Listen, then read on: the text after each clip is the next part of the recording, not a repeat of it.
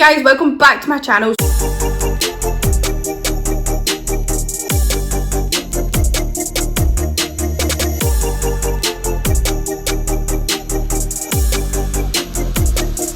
So today it is again Q&A Friday, and I have some more questions for you so that you guys can get to know me and find out more about my life and why I do YouTube and why I do things in my life and everything else. So we're just going to get straight into it because I want to try and get this done before my phone dies. I've got my questions just here. So basically, what is your favourite way to spend your day off? Also, love you, so I love you too. And favourite way to spend my days off, so basically if I was to think back to when I was working, I was full-time at college, probably generally just relaxing and getting things done that I wouldn't be able to get done during the week. So for example, normally washing kind of builds up a lot in here, like if I'm working and, well, before COVID hit anyway, I was at college, so a lot of washing and stuff like builds up in here, like quite a lot, purely because I don't have time to put a washing on and then wait for the washing and then hang it up, because 9 times out of 10 I was coming home from college, the bus stop was like right outside my house. I would get off the bus, run in here, quickly make something to eat and either eat it if I had time or just take it to my work, and then I'd be working till about 11 o'clock at night. So yeah, I would normally probably just do like washings and cleaning that I wouldn't be able to do during the week, but I like relaxing with Connor and getting to spend some actual time with him, because if you've been here for a while, you'll know that Connor works away a lot, and yeah, I don't really get to see him like during the week, so I normally just kind of try and spend the time that I have with him as much as possible. So next question is, what is the most exciting part about having your own house? I think it's the freedom, genuinely the freedom to like do my own thing and to, you know, design my own place. Obviously, like, because I do have a council house, I'm not allowed to design a certain parts. Like obviously I can't like rip the worktops and stuff from the kitchen. I can't rip the bathroom out. That was my chair that I never farted. But like basically just being able to put like my own floorboards down, my own blinds up, like being able to design like kind of my own space, and then just having my own space, rather than when I was at my mum's I just had my room. So it's the fact that I have, you know, my own kitchen, my own living room, my own bathroom, my own bedroom, my own office area. Next question is favourite movie. So it depends what genre of movie, but basically I'm just going to name the movie that basically came first into my head. So Frozen 2 is my favourite movie, but it's my favourite Disney movie. But like if you were going through genres, like favourite musical would be like The Greatest Showman. Like favourite action movie would probably be like Fast and Furious or something. Like favourite Marvel movie would be like Endgame. Do you know what I mean? So it's like I have different genres of favourite movies, but the first one that came in my head was Frozen 2, so we'll go with that one. Next question is, might be a bit deep, so no worries if you don't want to answer, but how did you know you were depressed? I just want to start off by saying, don't feel afraid to ask me these type of questions, because I am open to answering these questions for you guys, because I'm all for trying to help other people who may be confused and not knowing like what's going on. Basically, I didn't know exactly that I was depressed as such, but basically I knew that my mental health wasn't the strongest from quite a young age. I've always had body image issues. I've always had, you know, ways of dealing with things, and it was just, I just felt like it wasn't like the normal way to deal with things. And I think what kind of like basically hit it for me basically was the fact that I was generally like having suicidal thoughts. Like I did go through all this in my Living with Depression part 1 video. I talk about how I was suicidal back in 2018 and some of the things that I had to deal with and things like that. But obviously from about 13-14 I kind of knew that I had body image issues, and I always thought really negative about myself and things like that, but I never thought in a million years that I'd be depressed. I never thought that I was depressed or anything like that, or I never thought that I would have depression. It was when I started doing some more research, and obviously like more mental health things were coming out in social media and things like that, and I just kind of started doing my own research, and it was just the symptoms that I was having was coming up on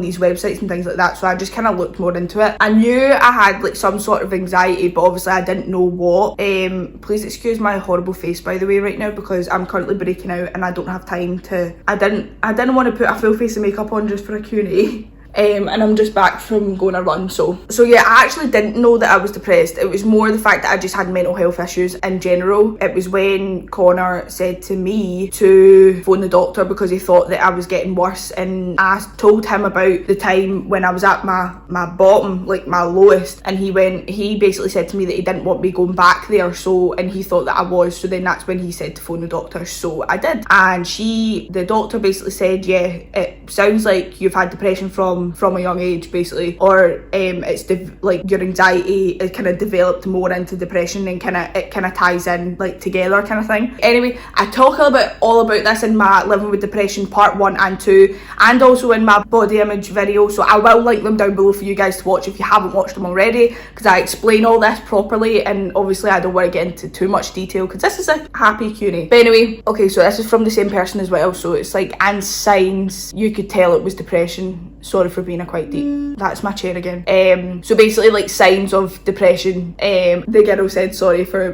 being quite deep. Don't worry about it, honestly. I know it can be a touchy subject for some people, but honestly, if I wasn't happy with talking about it, I wouldn't have mentioned it. I'm happy to help people and talk about my experience and things like that so that it will help other people. So signs, it was more just, so back when I was at my lowest, it was I kind of hit a point where obviously I shouldn't be thinking the things that I was thinking. So I was thinking like I was so worthless. I felt guilty for like not wanting to speak to my friends. I felt guilty for saying no, like to going on nights out and things like that. I wasn't eating properly, and I knew I wasn't eating properly. Again, it kind of ties in with I had a bad relationship with food as well, so it just kind of it's really confusing for me because everything just tied into different things, if that makes sense. So there's no set thing that was my depression, that was my anxiety, that was my body image issues. Like, it's not all set in categories.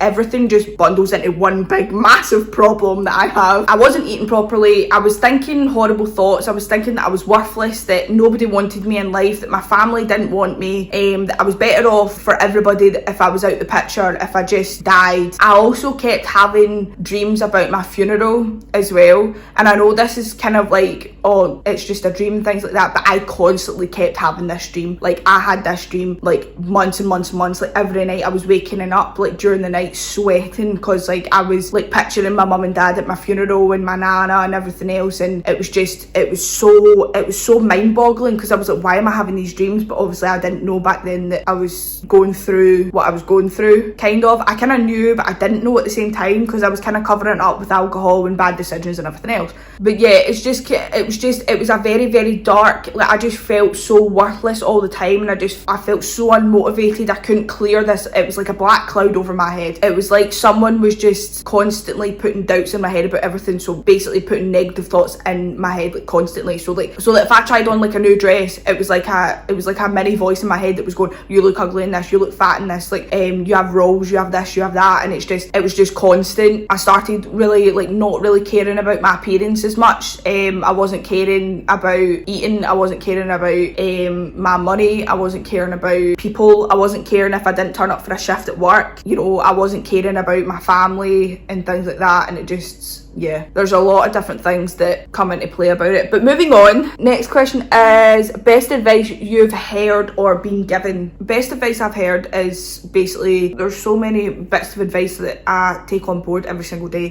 The ones that come to mind, just first off, like it's okay to not be okay, to accept the fact that you're not going to be okay 24/7. Tomorrow's a new day. So basically, like, all like those three kind of statements like basically mean that like it's okay that it's not going to work straight away. It's okay if you try something and it's not going to work straight away. It's like it's okay to fail kind of thing, because I had the fear of failing for ages, and I couldn't shake it, and it was really annoying me. Like, it's okay to not be yourself like 100% of the time. Like, it's okay to feel like that sometimes, and I feel like accepting those things helps. And yeah, in short, what are some things that help you with your depression and anxiety? So I love how it says in short. It's like not even possible to put it in short. I'll try and put it in short. So having moments to myself really help, but I don't choose to have really long moments to myself, purely because when I start to have long moments to myself, I start to overthink, and then I start to think about the negative and everything else. I feel like just trying to be, you know, busy all the time and having a schedule all the time and trying to stick to that schedule just keeps my mind off things and keeps my mind kind of thinking about other things rather than thinking about the negatives and everything else. Because if I'm always on a roll low, then I'm always thinking about different things. My friends and Connor honestly keep my depression and my anxiety at bay, because they always know how to hype me up and know how to make me feel better when I'm down. And especially Connor, like he knows, like he recognises now, like when I'm feeling a certain way, like he knows, and like he knows what to do, and he like just always knows how to make me smile and just kind of make me feel a bit better, even though it's still in the back of my head, but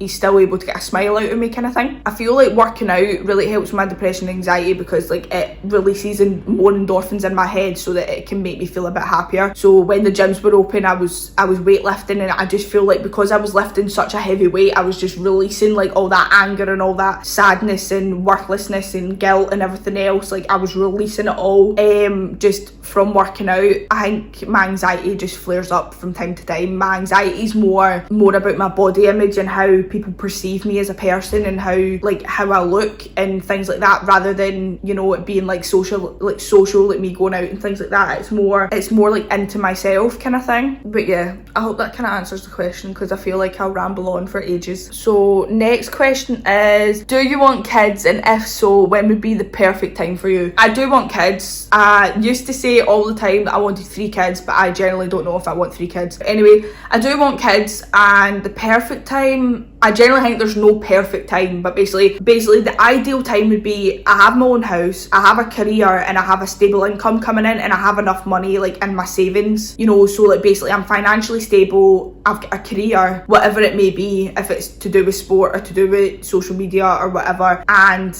I have my house. So yeah, I think that would be like the perfect time, but I'd never think that it would be I need to be married as well. I've got a thing about this. I generally don't want to have kids unless I'm married. So whether that's I conceive a kid on the night of my marriage, or it's a year into marriage or 2 years, I want to be married. I need to have that ring on my finger to have a kid. I don't know, I've just got a thing about it. But next question is, once you graduate, what is it you want to do? So I'm at uni just now doing sports studies. After I do my 4 years and get my honours degree, I'm wanting to try and apply for my teaching degree, because I would like to be a PE teacher. I'm kind of hemming and hawing about it, like it's kind of more what I've been pushed to do by my parents. They've kind of said from the get-go, I wanted to be a coach when I first started in sport. Like I wanted to be a swimming coach just straight off the bat, but I know that you need to kind of be quite high up to be able to make a decent amount of money that I'm wanting to make. So PE teaching, or if something else comes I would be happier doing, then I'll do that. Next question is, if you were to collaborate with any 5 brands, what would they be? Gymshark, Boohoo, Pretty Little Thing, Shein, probably Able, the gym company, purely because like they're the only brands I buy from right now, and everything I buy is either from Boohoo or Pretty Little Thing. Like yeah, they're like my 5 favourite brands anyway. So next question is, what's your next goal going forward in life? I'm currently saving up for a mortgage. That's kind of like my next kind of goal, is basically buying a house. I've got like a specific house in mind, like what I want to do to it and what I want to achieve like in that home. I don't really want to like keep moving houses, so I generally would like to find the perfect home. I wouldn't like to move. So yeah, I would rather just save up for a wee bit longer and find my absolute dream home and not move ever again. Like I'd like to stay there for my foreseeable. And last but not least, when are we going on holiday this year? Holly, it's fucking COVID here. If COVID releases itself from the world, which probably won't happen, and we're allowed to leave the country, then I'll happily go on a holiday with you, because trust me, I am needing it. Maybe a cheap holiday though, because I don't have a lot of money. But yeah, anyway guys, so that's all the questions that we have for today. If you have any other questions that you'd like me to answer and I didn't get to mention them in this video, then please stick them in the comment section below and I'll make sure I note them down for next week's video. I hope you guys enjoyed this video and learnt a bit more about me and my life and everything else in between. So if you like this video, please give it a thumbs up and comment down below any video suggestions that you may have. Make sure that you subscribe as well. We're almost at 300 subs and I would really appreciate it if we could get there by the end of the week. So thank you so much for watching guys, and I'll see you guys in the next video.